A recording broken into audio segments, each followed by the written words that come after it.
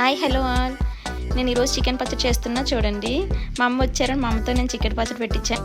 మా అమ్మ చేత చేసే పచ్చళ్ళు అంటే అందరికీ ఇష్టమే. చాలా అంటే చాలా టేస్ట్గా చేస్తారు మా అమ్మ. ఈ చికెన్ పికిల్ ఒక 40 days వరకు నిల్వ ఉంటుందండి. వేరుశనగపప్పు నూనె యూజ్ చేస్తారు ఈ పచ్చళ్ళు అన్నిటికీ మ్యాక్సిమము. నిమ్మరసం అనేది ఫస్ట్ బాగా మరిగిస్తారు.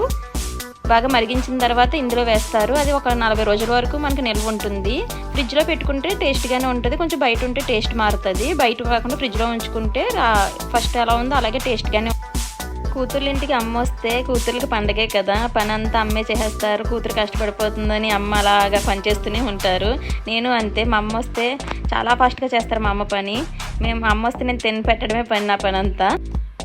చికెన్ పికిల్ ఎలా చేయాలో నేను నెక్స్ట్ టైం ఫుల్ వీడియో చేసి పెడతాను అండి. మీకు కానీ మా వీడియో నచ్చితే లైక్ చేసి, షేర్ చేసి, సబ్స్క్రైబ్ చేసుకోండి. మరిన్ని వీడియోల కోసం మా ఛానల్ సబ్స్క్రైబ్ చేయండి. Thank you. Bye bye.